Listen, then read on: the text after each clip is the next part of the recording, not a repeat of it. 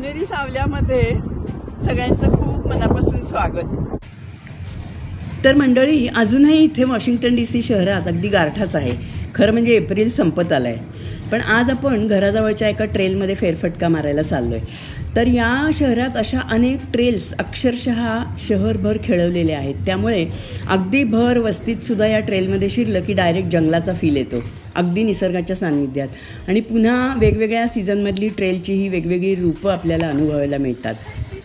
शेजारून वाहणाऱ्या झऱ्याची झुळझुळ, पक्ष्यांचं कूजन आणि सगळीकडे अगदी भरून राहिलेला वनस्पतींचा जरासा वेगळा पण अतिशय मनमोहक असा सुगंध.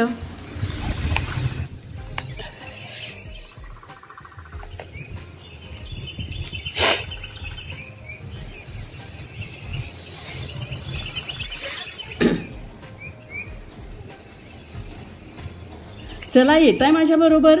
चालत राहूया या झऱ्याच्या काठाकाठाने आणि बघूया आणि अनुभवूया इथला निसर्ग.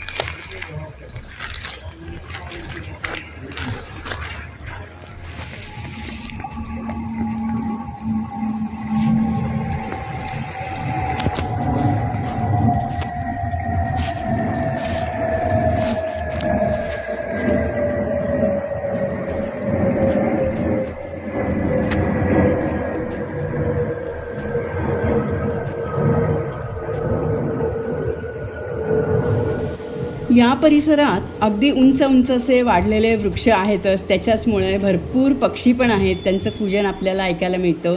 आणि याचबरोबर इथे कधीकधी हरणांचा कळपही दिसतो आणि कधीकधी कोल्हे दिसतात. एकदा तर आम्हाला कोल्ह्याचं अख्खं कुटुंब दिसलेलं होतं.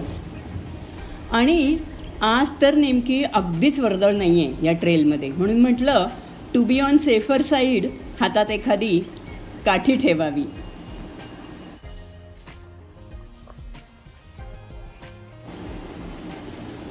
ट्रेलमध्ये भरपूर भटकंती करून साधारणपणे तासभर भटकून जेव्हा बाहेर पडत होतो तेव्हा अचानकच ही विस्टेरियाची झुंबरं सामोरी आली. अगदी नजर ठरत नव्हती त्या सौंदर्यावर.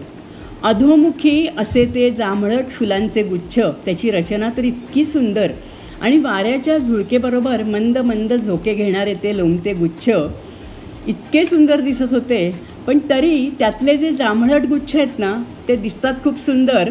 पण पुढच्या फोटोमध्ये आपल्याला जे पांढरे विस्टेरिया दिसणार आहे त्याचा सुगंध मात्र अप्रतिम असतो.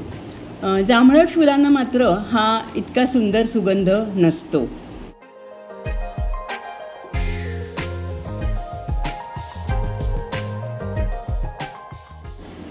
इथे या सीझनला भटकंती करताना असं मला आपलं एक वाटून गेलं की या सीझनला अधोमुखी किंवा खालच्या दिशेने उमलणारी फुलं बरीच बघायला मिळाली.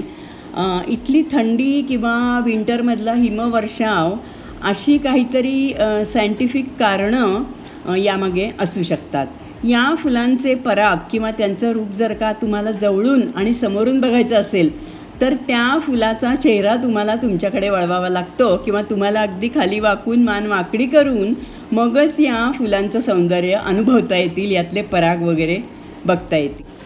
हिरव्यागार हिरवळीवर उमललेली गवत फुलं तर इतक्या प्रकारची आहेत, विविध रंगी आणि अगदी नखापेक्षासुद्धा छोट्या आकाराची. या दिवसात इकडे हे छोट्याशा गदेच्या आकाराचे अगदी हलकी पांढरी पिसं डोक्यावर मिरवणारे डॅन्डिलायनचे गुच्छही शेकडोंच्या संख्येने जिकडे तिकडे फुललेले दिसतात. वाऱ्याच्या अगदी मंद झुळक्याने सुद्धा त्यांच्या डोक्यावरची सूक्ष्मशी पांढरी पिसं किंवा तुसं म्हणूया हवं तर आसमंतात तरंगत उडायला लागतात. फार छान दिसतं हे दृश्य. ओके, चला तर मग हा भाग आता संपवते. कसा वाटला हा भाग नक्की कळवा आणि पुढच्या भागात आपण नक्की भेटूया. थँक्यू.